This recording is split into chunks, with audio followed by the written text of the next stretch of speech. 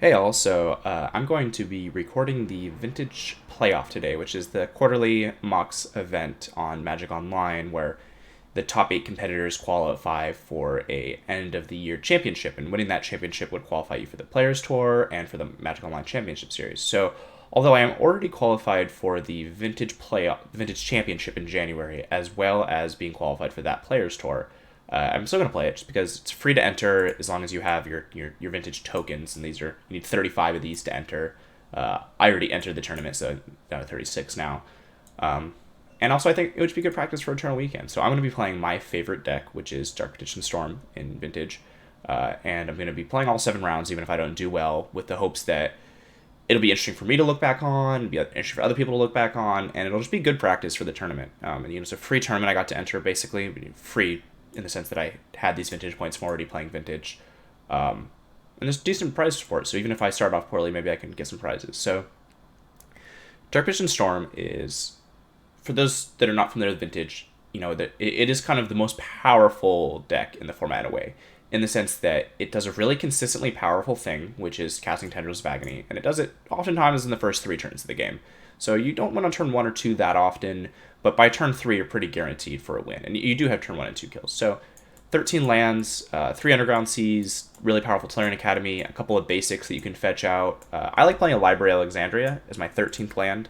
12 lands is kind of stock in Dark Petition Storm. I like that this is a land against workshop decks and a spell against blue decks. So it's not great, but I think it's pretty low cost, and it lets you play an extra land to be able to kind of cast spells through your resistance. All the broken pieces of artifact mana. Then you have, I think a good way to divide it is kind of into like fast mana land. So like if we put the fast mana over here, I think would probably be the best way to divide it. So you know 17 pieces of fast mana, you're playing all the broken artifact mana. No Mox Opal, don't quite have the artifact count to support it, although I think 1 could be fine.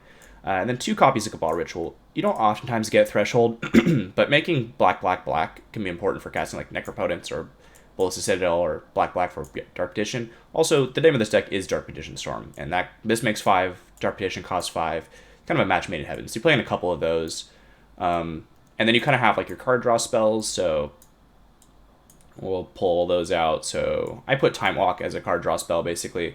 So these are kind of your quote-unquote cantrips, which are Taxing Probe, Ancestral Recall, Brainstorm, These are all restricted except for Preordain, and then you're playing 4 Preordain. It enables Cabal Ritual. It's bad in some matchups, but it's just a good consistency card. And then if you look at your interactive spells, get Vamp out of here, Demonic Tutor out of here. So these are your spells that interact. You have 8 pieces of interaction. So the 4 Duresses to take counter spells. Collective Brutality can answer things like Lavinia, Phyrexian Revoker, Thalia, as well as take a counter spell. And sometimes you drain your opponent, although that almost never comes up. It's just a nice flexible card you can cast off Moxen. Defense Grid is a nice tutor target for people who are playing a lot of counter spells. Hurkyl's Recall because Mishra's Workshop decks are popular, and it's nice to be able to return all the Sphere Resists to their hand. And then Chain of Vapor kind of as a catch-all. So you see a lot of one-ofs in vintage deck lists, not just because cards are restricted, but also because you have a lot of tutors. So let's go ahead and look at the tutors. Tinker is kind of a tutor, but we'll put it in its own separate slot. So I'm playing 2 top deck tutors. I'm not playing Imperial Seal, but I'm playing the 2 instant speed ones, which are Mystical Tutor and Vampiric Tutor, as well as Demonic Tutor, which is restricted, and then 4 copies of Dark Petition. So these are kind of your ways to find your payoff spells. And then if you look at your payoff spells, and then you can also find Silver Bullets. So it's like, say I need to find a Chain of Vapor or a Hurkyl's Recall, I can Vamp, Mystical, or Demonic Tutor for it. It's a little hard to Dark Petition for those spells. Same with the 1 Defense Grid, or you need to kill Thalia or something. And then your payoff is you have a Time Twister, which this deck used to play Wheel of Fortune and Windfall. Also, with the addition of Narset to the format, I'm a little low on Time Twister as a card, so not the draw 7 effect, so just down to the 1, but I think having 1 is important. And you have Tinker, and the main Tinker target is Bolas' Citadel, which we'll go over in a second, but you can also tutor for Black Lotus, which comes up a good amount, or even Defense Grid or something, although that almost never happens. But Tinker for Lotus comes up a good amount, and then Bolas' Citadel is a kind of a new addition, really powerful card. So it's 3 black, black, black, legendary artifact. You may look at the top card of your library at any time, and you may play that card. If you cast a spell this way, you pay life equal to its converted mana cost rather than pay its mana cost. It also has this ability, which I have not yet activated, which is sacrificing 10 non-land permanents to have each opponent lose 10 life. So this is kind of like a Yawgmoth's Bargain card, but what's really powerful about this is it turns your Tinker into a Bolas' Citadel, and then Citadel itself is pretty castable. So it lets you Mystical and Vamp for Tinker, which is one reason I added those cards back to the deck. You also have Necropotence, just a really powerful card. It's kind of perfect with Dark Petition, because Dark Petition makes 3 black mana, so you can just turn 1 Dark Petition, get Necropotence sometimes.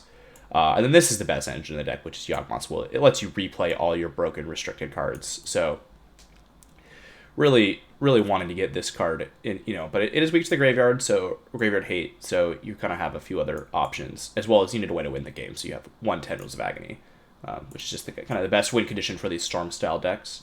Looking at the sideboard, we have a second copy of Chain of Vapor. I traditionally like having 2 copies of Chain of Vapor in my 75 to answer things that are hateful, and then you play the full playset of Hurkyl's Recalls because the Mistress Workshop deck is fairly popular. It's a really good deck. It's a fine matchup, but you do need to respect it, so I'm playing lots of Hurkyl's Recalls. I have an Empty the Warrens, which is kind of a way to go under the Workshops decks, as well as have a kind of a different win condition against the blue decks. This can attack Planeswalkers, which is nice, and it's just kind of an extra win condition that you can bring in, attack from a different angle, which I like. 3 copies of Pyroblast. I have played 4. I've played 2 in the past. 3 seems pretty good to me. It can answer Lavinia, but also it can counter Paradoxical Outcome, which is traditionally the hardest matchup for this deck, as well as answer Lavinia, like I said, and then it just also can answer other counterspells. So that part's pretty nice, and Defense Grid plays really well with Pyroblast, because you play Defense Grid, you limit them to 1 counterspell per turn, then you Pyroblast their counterspell. Kind of the Blightsteel for matchups for Bolas' Citadel is not as good. You can just tinker out a Blightsteel Colossus against like Workshops or Dredge or something.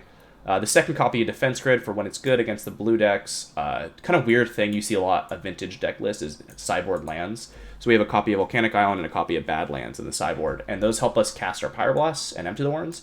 But also what they do is they enable us to go up to 15 lands against the Workshop deck. So generally I feel fine against Workshops if I have access to 15 lands, 4 Hurkyl's Recalls, and 2 Chain of Vapors. So these could also be basic islands or sometimes Karakas, but I'm playing the red lands to be able to really enable these, and I think they're fine. And then, just showing a little bit of respect to the Mirror and to Dredge and having some Tormod's Crypts, which are good with this style of deck. These could be Ravenous Traps, but I don't love Ravenous Trap with Bolas' Citadel, was my thought process. And they could also be like a Pithing Needle or Sadistic Sacrament or something like that, Toxic Deluge, which are not cards for Dredge, just other cards, but I'm trying out Tormod's Crypt today. So, yeah, we're going to be playing all 6 rounds, I believe, of the Vintage Playoff, and it should be a good time. So hope you all will join me.